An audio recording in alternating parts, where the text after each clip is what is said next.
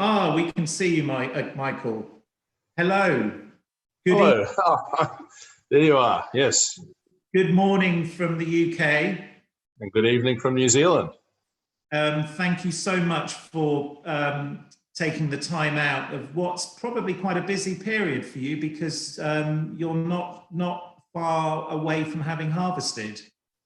Yeah, harvest was finished quite a few weeks ago now. We were quite early this year, about a week to 10 days early. So it was absolutely brilliant season, very dry conditions. And I mean, we thought 2019 was a very good year, but 2020 we think is going to be even better. But we're right in the middle now of bottling most of the 2019 wines. And that's why I'm in the bottling room. It's 9:15 in the evening. Everyone's gone home, but every day this week we've been bottling between 1,000 and 1,200 bottles, 1,000, 1,200 dozen each day. So we're getting through it, and but it's one of the biggest bottling runs we've ever done. 2019 was an outstanding year as well. And quite a big vintage, was it? A normal sized vintage, wasn't affected by frost or anything like that, so it was a reasonable size. But we have a few more hectares of grapes now down in Hawke's Bay, so we're up to a bit over 30,000 cases of wine these days. And I think you have a part of the bottling run that you're doing at the moment in this period includes a very special wine that you're doing for the Wine Society, which... That's right, yes. We can't publicly announce too much detail, but what I would say to members of the Wine Society is it's a wine that we will be releasing in 2024, which is when the Wine Society celebrates its 150th anniversary. And I know that you've just bottled something quite special for us to celebrate that 150th in a few years' time. Yes, it's a unique blend of a couple of our best Chardonnay vineyards. I'll leave it at that for now. Yes, yeah. Anyway, Michael, you missed the introduction that I gave. I heard it all. Around Kumeu and introducing yourself as obviously the winemaker behind Kumeu River. And I think without further ado, I'll hand over to you now for you to tell us the story and a bit more about Kumeu. Certainly, thanks very much. Yeah. If I go back in time to our origins, and I'll just try and get this PowerPoint going. I believe it should be, there we go. Our company was established in 1944. I'm not sure if you can see that just yet. We can. You can see that PowerPoint? Yeah, I can see it for certain, yeah. Excellent, okay. Is it full screen? It's not quite full screen. It's showing the whole of the PowerPoint template right. On slide. Doesn't look like it's on slideshow. There we go. That's better. Perfect. All right. So yeah, our family moved to Kumeu in 1944, having come to New Zealand in the late 30s from Croatia.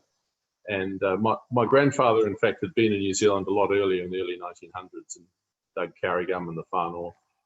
But moved the family to New Zealand in 1938. And there's a photograph of my father and his mother and sister back in the 50s when we just had the small winery, the old Chev van to deliver wines with. And this is the original vineyard. So it was a dairy farm, and my father developed this vineyard into a multi-variety block of all sorts of varieties that we don't have anymore. So Palomino we had, Mulaturga, Barco 22A, but this shot is actually of Matty's vineyard as it is today. And that's a photograph of Dad actually in Matty's vineyard at the time. He couldn't afford to buy wooden posts, so he had old reject railway lines, and that's one of it. It doesn't look particularly comfortable there, I know. And that's in the early 60s. That's him bringing in the harvest. That's me actually on the back of the tractor eating my fair share of grapes. I'm 1 or 2 years old there, so I've been in the business a while. And that's Dad in the late 80s. So we had actually established the brand Kumeu River by that stage, previously known as San Marino Vineyards. And this is the 1987 vintage of Kumeu River Chardonnay. And it's one that we started to sell into the UK and into the USA. In fact, to the Wine Society, it was the first wine, I believe, that we sold to you people. And so we've had this relationship for over 30 years. You know, it goes back to Sebastian Payne, of course, and through our agent Hugh Phillips, who still does a great job for us in the UK, and it's a very treasured relationship that with Hugh, but also particularly with the Wine Society. So we're very glad to continue that. And just a bit of a map of New Zealand. I'm not sure if you can see my pointer. We can. Yeah, okay, so our vineyard and winery is located up here towards the northern end of New Zealand. And of course, as you go further north in this southern hemisphere, you get a bit warmer, but we don't often get high temperatures around here because of the proximity of the oceans on either side. So we have a very moderated climate, and it is still very much cool climate. We have recently purchased a vineyard down in Hawke's Bay. So down here, we have another, a higher altitude property. It's at about 200 meters altitude, and it's all on limestone. So that's quite an exciting new development, particularly for Chardonnay. And we're making some beautiful flinty, more refreshing styles of Chardonnay from that block now. And of course, most of New Zealand's wine comes from around here. So more than half of New Zealand's wine comes from the Marlborough region. That's a shot of our Chardonnay vineyard in Kumeu, or one of the Chardonnay vineyards. There's some Pinot Gris over on the other side there. But autumn time is a very pretty time. We've just gone past this. Most of the leaves are in fact off now. And that's a view of Matty's Vineyard in the foreground and Hunting Hill Chardonnay up on the hill there. So these are two of our better known Chardonnay vineyards. And this shot was taken nearly 20 years ago, actually. So there's a lot more development up on the hill. We've actually expanded the Hunting Hill a little bit since then. But even in those days, it was a very highly regarded block of land. Most of our vineyards, or all of our vineyards in Kumeu, apart from what we purchased from, are grown on this lyre trellis. This is a shot from pruning time when we used to actually burn the grapevine prunings. And that's a shot of Hunting Hill to show the way that the trellis is designed to divide the canopy in two to improve the sunlight interception, get more light on the bunches, and to ripen them very well. This is a shot from the 2007 vintage, I believe, of Hunting Hill. And this is the inside of the canopy. This is actually from Matty's Vineyard. You can see some bunches here and how well exposed they are, but not being overexposed. They do get a reasonable amount of sunlight without being overexposed. And you can see, of course, the ubiquitous bird netting that we have to use, because we do have a lot of birds and they can do a great deal of damage. So we net all of our vineyards. That's Paul, my younger brother, in front of Matty's Vineyard, and that's taken from the 2007 vintage. And just to show what we do in terms of processing grapes from the vineyard into the winery, I just have a few shots here of the process. Everything is picked by hand, and we pick into bins like this one, where there is not a lot of height, there's not a lot of damage, and the fruit can arrive at the winery in very good condition. You can see the translucence of the berries there. This is a very good vintage, 2007. And a good indication of the hen and chickens, or millerondage, in the Mendoza clone of Chardonnay, which is what Matty's Vineyard is. You can see the smaller berries scattered in amongst the larger ones. And this gives us a bit more concentration and richness in the finished wine. And that's another shot of a very typical Matty's Vineyard Chardonnay cluster. And you can see the small berries, the shot berries they call them, which, because of their small size, they have a greater skin surface area to juice ratio, and so you get more tannin, more richness, and more potential development in terms of palate, and that has always been a characteristic of Matty's Vineyard. So that's how the fruit looks in the bin when it gets picked before it goes to the winery, and then at the winery itself, we tip the bins directly into the press, and these are pneumatic presses, so very gentle process presses.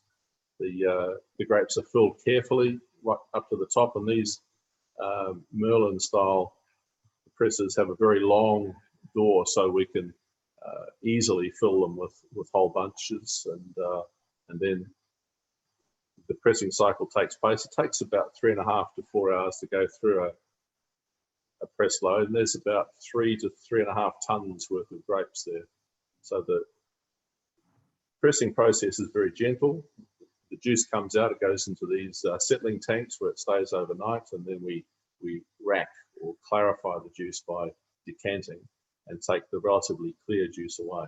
But what's left behind only accounts for less than 1% of the total volume. So by hand harvesting the whole bunch pressing, we reduce the amount of solids that we generate, and it's very easy to separate them. Fermentation of these wines, the estate wines and all the single vineyard wines, are done in barrel. So the juice goes into barrel. These are yeast de Bourgogne from Coopers in Burgundy, and it's a very typical Burgundian style of barrel fermentation. The room itself is cooled to about 17 degrees. That seems to be a good compromise temperature, because once the fermentation starts in these barrels, it can warm up quite quickly because the wood itself is a very good insulator. But the fermentation will last anything from 3 to 4 weeks up to several months. And these bubble tubes allow the gas to escape. So the room does fill up with carbon dioxide, and we have to be very careful that we vent it very carefully to make it a safer environment. But this year we filled more than 800 of these barrels. So it's quite a big cellar now, and generates a lot of carbon dioxide that way. That's a closer up view of a barrel fermentation, and that's a particularly wild fermentation. We don't add yeast. We rely on the yeast that come in on the grapes. So we have a wild yeast fermentation. Typically at the start of the ferment, you can get a lot of foaming like that, but we've learned how to control it through the very careful use of cream. So if you add a few drops of pure cream into the fermentation, the fat in the cream will break the surface tension of the bubbles and kill the foam. So it's we don't have this kind of event quite as much as we used to. But that's a bit of an introduction to our I guess processing the way we do things. It is very much a family business, as was mentioned earlier. I work with my mother Melba, who's still very much involved in the business. She's just turned 83. My brother Milan looks after the vineyards. He's an engineer by training. Paul looks after sales and marketing, and our sister Mariana is also very much involved in the marketing, but also in the financial and business aspects of the business. So all 4 siblings are involved in running the business, and yeah, it's going extremely well. Thank you, Michael. That's really interesting. I've never heard. That's the first I've heard about adding cream to a wild ferment. I've never come across that before. How did you make that conclusion? There must be some science behind it, I guess. I showed that slide at a presentation on Indigenous yeast fermentation at a conference in Australia, and some winemakers from Montana came up to me afterwards and said, or you can control that by the use of just literally a few drops of cream. And because we can use milk products as fining agents, I mean, we're not adding anything that's untoward into the wine, and it's in very small quantities and it breaks down very quickly as well. But it's the lipids, it's the fat in the cream that reduces the surface tension of the bubbles and kills them. Those bubbles wouldn't exist if the alcohol was higher. But of course, at the start of fermentation, the alcohol is quite low, so the bubbles have nothing to cut them. Once you get past the first day or two, then that foam doesn't occur anymore. But it can cause quite a bit of a mess, and having that trick up our sleeves is quite good. But I also spoke to another winemaker, Jenny Dobson, who worked in Bordeaux and Burgundy, and she said, yes, in France they occasionally use earwax. Right. I suppose it's sort of vegetarian. We don't. Right. So, Anna, do we have some questions from participants? We do have some questions. Yeah. So, are you ready and able to answer some questions, Michael? Absolutely. Fantastic. Okay. So, hopefully we're going to be able to ask the members to ask their own questions here. So we actually have our first question from a member, David Banford. So David, I don't know whether David's actually joining us from Stellenbosch this morning. Wow. So yeah, David, I don't suppose you're available to ask your question at the moment? Perhaps not. I will ask on David's behalf. David would like to know, Michael, in your opinion, the native yeast at Kumeu Vineyard form an integral part of your terroir, and whether in the absence of such yeasts, would the quality of your Chardonnay be compromised? We don't really know the absolute answer to that. The fact is that we have our own yeast population, and yes, it is part of the terroir. But if we didn't have it, we would have to add it from somewhere else. And there are, of course, a number of commercial yeasts available. Well, hundreds of them really. But when we started on this wild yeast path back in the mid-80s, it was after my experience in France. I worked for Jean-Pierre Moueix in Pomerol and Saint-Emilion, and experienced using wild yeast with red wine. So in 1984, we tried it here with red, and it worked very well, and then we were encouraged to try it with white. What we end up with is, I think, less of a pronounced yeast character, and the yeast tends to retreat into the background because it's more neutralized, and it allows the character of the grape variety and the vineyard to come more to the fore. And that's what I really like about Indigenous yeast fermentations. Apart from that, the texture seems to be much better, and I can't explain that, but there are some chemical compounds that are produced by the succession of different yeast species and strains that seems to add to the mouthfeel of the wine. Fantastic. So hopefully, David, that answered your question.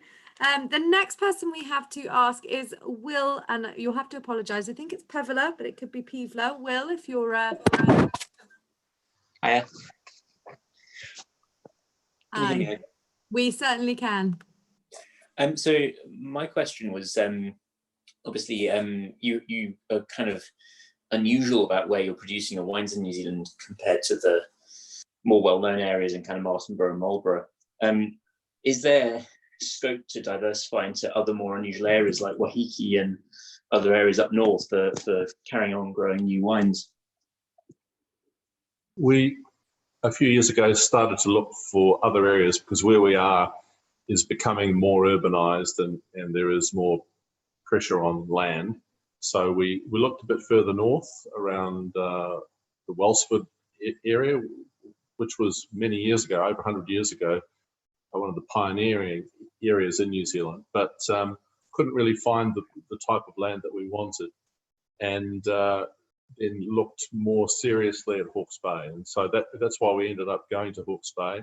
and buying a substantial sized vineyard down there that had mostly Sauvignon Blanc planted to it. We're slowly fixing that. Fantastic, thank you. I like the verb fixing. I believe we're we've replanting most of it with Chardonnay. So. Good stuff. I think we've got a question from Ron Barker now as well. And Ron, I believe you you should be able to be unmuted in just a moment. Oh, perhaps not. I will ask Ron Barker's question on his behalf, in which case, he said, on a recent trip to New Zealand, I found the best Chardonnay at Kumeu River in the north of North Island and at Felton Road in the south of South Island. Clearly, the climate is very different in these two places. So what is the common factor in terms of quality? Two very good producers, but quite different terroir and climate. It just shows the versatility of Chardonnay. Chardonnay can make outstanding wines in a variety of different aspects and different climates. It's certainly a lot colder down in central Otago, and it's a later season, but you get a very fine style of Chardonnay, and I think theirs is fantastic. They've got several iterations offered off different terroir, but largely based on Mendoza Chardonnay as well. What we have here in Kumeu is not schistous stony soils like they do in central Otago. Ours is clay, quite heavy clay, and we don't need to irrigate here because our rainfall is adequate and the soil has good moisture retaining properties. But we're still pretty cool climate. We don't get the kind of temperatures at the height of the summer that they would get in central Otago, for example, but our growing season is longer and on average warmer, but we don't get those high temperatures as well. And I think what I would add as well is that whilst New Zealand is more known, probably in most export markets, certainly in the UK, for Sauvignon Blanc, which it makes in a wonderfully different, distinctive style. Actually, the quality of Chardonnay that is being produced in every area across New Zealand is exceptional. And when we line up wines here at the Wine Society and look at all of the Chardonnays that are produced around the world, New Zealand always shines. And I think that's a combination of terroir, of the natural influence, but also of the technical capabilities of wine makers in New Zealand.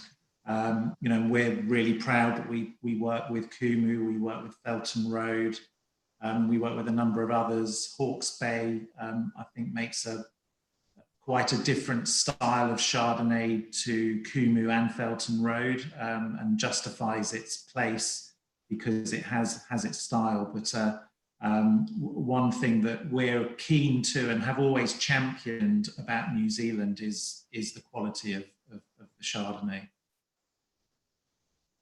I have to agree with you. Yeah, I'm sure you would. Fabulous. We've actually got another question that's slightly relating to Felton Road, so I'll jump that one forward. And Mike Bullitt, do you mind asking your Felton Road observation and question?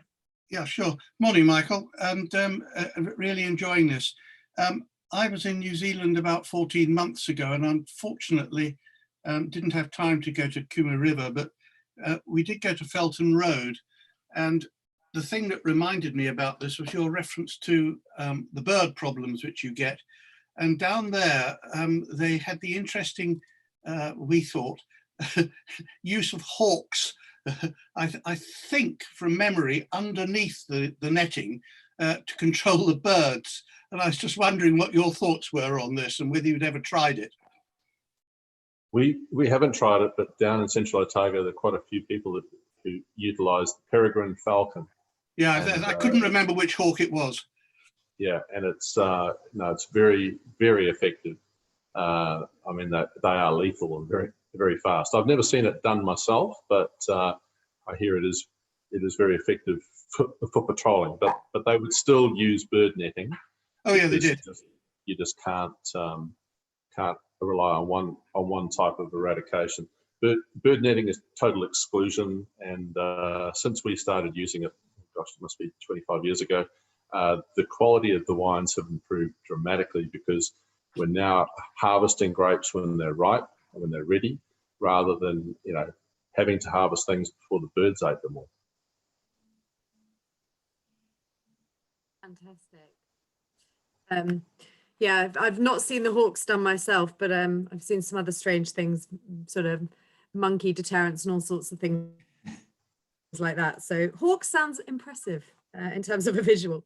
I think we've got a question now from Nick Cooper, and I think he's ready to go as well. Hello, Michael. Oh. Hello.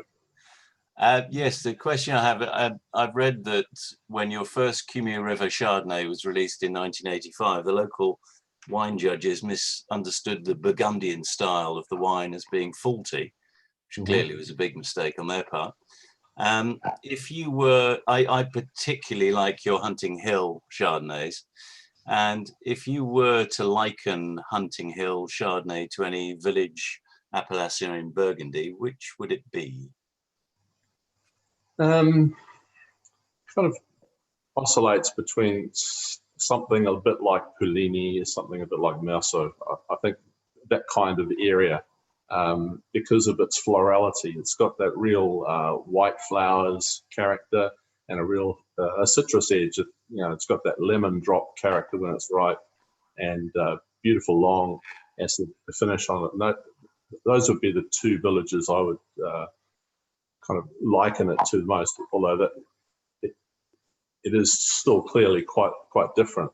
But going back to your earlier point about the 1985 Kumeu River Chardonnay, that the first one that had a bit of an impact, when it was first shown in the wine shop, I was actually on the panel that judged it, and it looked quite odd because of malolactic fermentation, and it had that quite distinctly buttery character from the diacetyl. And it hadn't really been seen before in white wines in New Zealand. There were a few of us experimenting with it to try to reduce acidity, but it introduced that buttery note. And that's what a lot of people thought was just oxidation. And it was a bit discouraging at the time, and we put a whole lot of it away and kind of forgot about it. And then a few months later, I started pouring it again and realized it was actually quite good. And it might catch on. Thank you, Michael. Fabulous. On that point, I think Matthew Hitching's got a similar question, Burgundy and oxidation related. Yes, please, Michael. Matthew, are you there? Yeah, can you hear me okay? Yes. Good. Yeah, Michael, so first of all, thanks very much for your wonderful wines. I've been buying them thanks to the Wine Society for many years. I mean, one of the things that I have struggled with a little bit is aging white Burgundy. And although I've got a good cellar with good conditions, I've often opened older bottles and found that they've suffered from, I think it's premature oxidation. Now, I can honestly say I don't think I've ever had any experience like that with your wines. And I'm just wondering whether it's because you're bottling under screw cap, or whether there are any other measures that you're taking to ensure that your wines don't suffer from these faults. Yeah, the most important thing for us is the closure, because that is the barrier that you have between the wine and the outside atmosphere. And if you have a variable permeability closure, such as a natural cork, then some of the corks will be fine and keep the air out. Others will allow too much in. And we certainly experienced that back in the mid to late 80s when we had lots of problems with, not just with cork taint, but particularly with oxidation. And in 2001, it was a huge step forward for us to change everything over to screw cap closures with a tin liner, which have a very low oxygen permeability rate. And did a lot of work on sulfur dioxide levels and monitoring the SO2 levels post-bottling, which we never used to do. I mean, we just took it on faith that if you had 25 ppm free SO2 at bottling, that was enough to keep the wine. Well, once we started measuring it over a couple of years, soon found out that it does dissipate very quickly, and particularly if you don't have a good sealing cork. So with the screw caps, we've actually increased the amount of SO2 that we use, and because of that, we can guarantee that the wine will age beautifully. Bottle age is the result of reductive processes, so it's not oxidation. I mean, a good cork works because it keeps the air out, not because it lets just the right amount in. And these screw caps are, first and foremost, very consistent. Secondly, they're very low oxygen transmission. So the kind of aging we get is that beautiful development of bottle bouquet, which is prized, and there is no oxidation involved.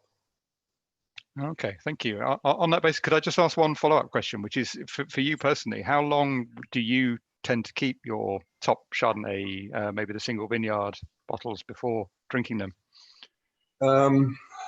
We keep quite a few of them for tasting purposes, and just recently we've done quite a bit of large vertical tastings over 12 years, and every vintage is slightly different. Some age better than others, and some last easily 10 to 15 years. I tend to like them in that 8 to 10 year bracket, occasionally a little bit older. For example, the Maddie's Vineyard 2007, which we saw photographs of being harvested earlier, is still looking magnificent. I mean, it's just getting better and better. And yet the 2005 is, I think, past its best. It's still drinkable and still very good, but in that kind of, just under 10 years old, I think a lot of our vintages are really good. 2014 is drinking amazingly well. I think the Hunting Hill is just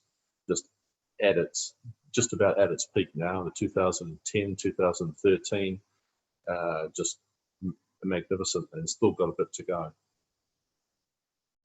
Fantastic, thank you. We've actually had a few people as well who are perhaps less familiar with your single vineyard wines, and I wondered whether it might be possible. We've had 3 or 4 people ask if you could explain perhaps the different character of each vineyard, and then also whether or not you treat them differently. Do they have different processes in the winery as well? Well, to go back to when we first started making the Chardonnay style, everything was going into a blended wine. So we had a number of different vineyards. We would blend those to try and make the best wine possible. And if we had wine that wasn't quite up to that standard, we could blend it down to what has become our village label. But then in that process of making a whole lot of different wines from different vineyards, you start to appreciate characteristics that are definitely terroir characteristics. And so some vineyards start to stand out as being a bit better, a bit different than others. And these 3 that we have now, Maddie's Vineyard was the first one. That in fact was the first vintage of that vineyard. It just made a huge impression because it was new plantings, it was Mendoza clone, but more importantly, it was grafted onto quite low vigor rootstocks. Up until then, we had quite high vigor rootstocks that didn't allow the vineyard to really ripen optimally. Once we had seen some really good planting material, good rootstocks on a good trellis, and that's on the Lyre trellis, it stood out immediately, and we thought, well, this is something special. And that vineyard was planted by my father back in 1990. It really was his last project. He died in 1992, and the first vintage that we bottled was 93, and we named it in his honour. Then a few years later, we had some other candidates for single vineyard status, and one of those was the Coddington Vineyard, which is fruit that in those days we purchased. We now lease the vineyard and run it ourselves, but it had characteristics that were the ripest that we'd seen in our district, and it's quite a nice heat trap, that vineyard, and always gives us much more peach and apricot-like characters, and it can handle a bit more new oak. At the same time, the Hunting Hill vineyard came on stream, and even though it's exactly the same clone of Chardonnay, the same rootstocks as the Coddington. It has a different terroir, a different soil profile, and it's much more citrus in character. So you get that real lemon character, quite fine acid, and it ripens quite early compared to the other two. So they're all slightly different, but they're made in exactly the same way in terms of they're hand harvested and all the other processes that we showed earlier. The big difference between them in the making is that we choose different sets of barrels to augment the characters that they already have. So in the case of Coddington, because it's quite a lot of stone fruit and richness, it can handle a bit more new oak and a bit more toast and smoky character. So the barrels we use, Gilet, they are very powerful barrels. The Hunting Hill is much more elegant and refined, and we choose Francois Frere barrels in a particular toasting regime to balance that particular character. And in the case of Matty's Vineyard, Matty's is often not aromatically as strong as the other two, but texturally much richer. And so we use a different barrel set for that to bring that character out. And it tends to be more pip fruit, more apple and pear type characters, some citrus, but more importantly, it's this textural weight and richness on the palate that needs to be shown up. Excellent. Brilliant, thank you. I've had an email question through from David Brown as well. He said, since Chardonnay can take on so many characteristics, what is the biggest challenge you face each year in creating your Kumeu River style? So I guess it's a question around consistency. David, I'm not sure whether you've managed to talk, but hopefully I got your question right. Yes, you did. Fabulous. Thanks for that. Well, most of the time it just happens. It's just one of those things that if you look after the vines, prune them properly, look after the vineyard, it will deliver that character. And then our job in the winery is just to really not stuff it up. And it's just handle everything carefully. Going back to hand picking, whole bunch pressing, it's the fermentation in the barrels, and then just looking after it.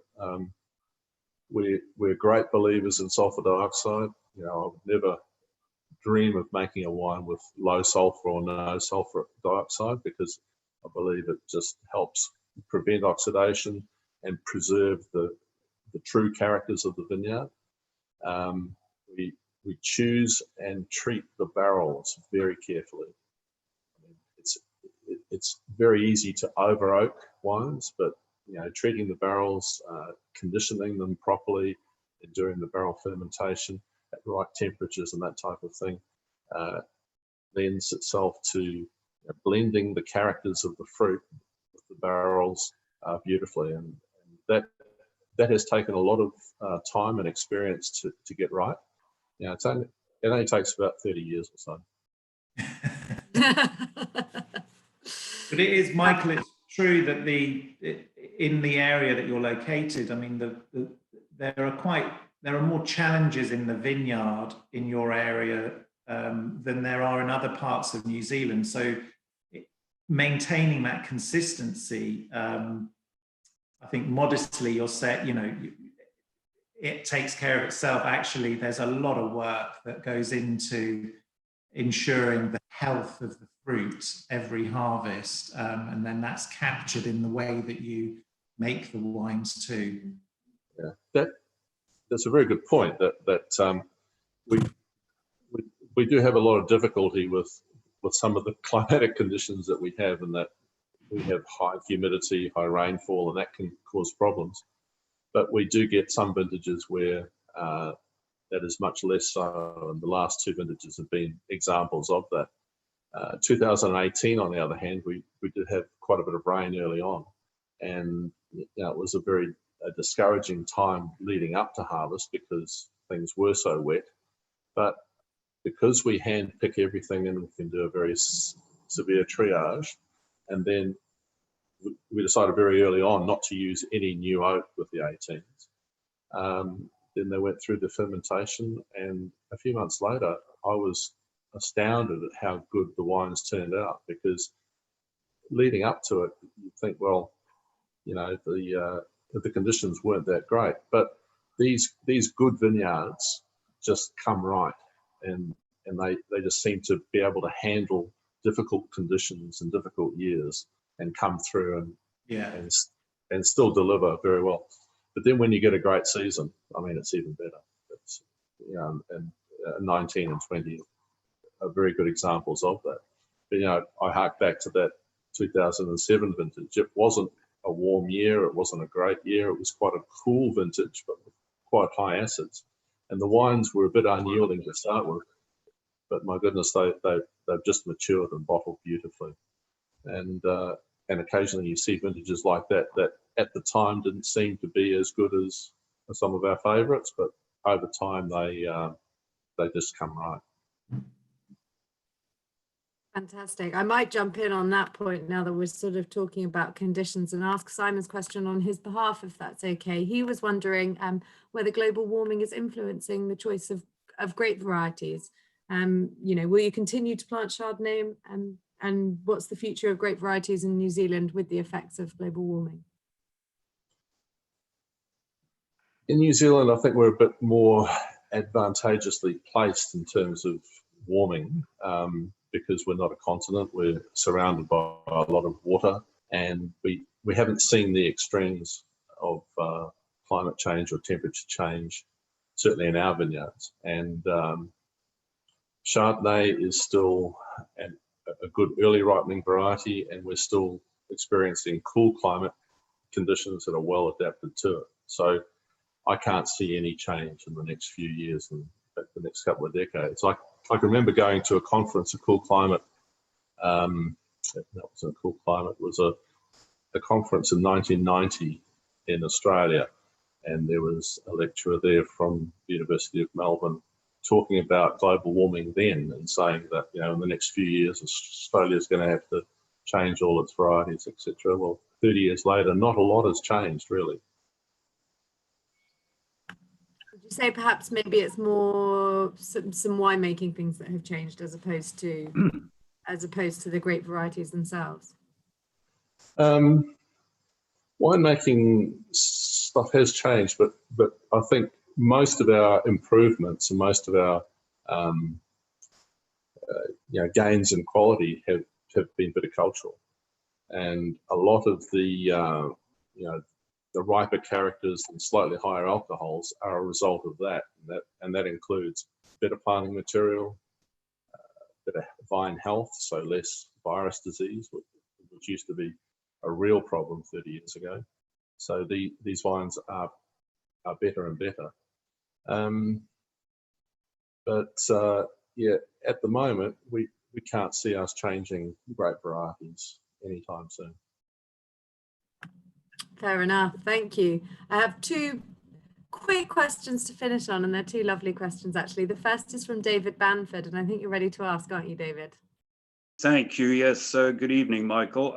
Changing the subject completely, I'm planning a trip to New Zealand to come and see the vineyards for myself. It's probably not easy to say which particular season to come in, but there are obviously times of the year when it's not ideal to come and tour the vineyards.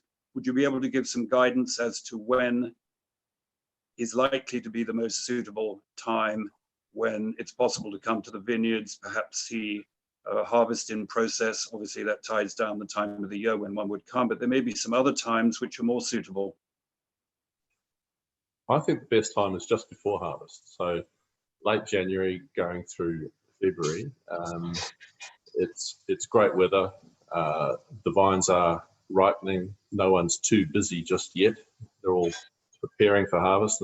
It tends to be a time when there are, if you're going to schedule a wine conference, that tends to be the time of the year, and just after the Christmas holidays. I mean, New Zealand does tend to close down for most of January, but then towards the end of January and getting into February, people are starting to come back to work, and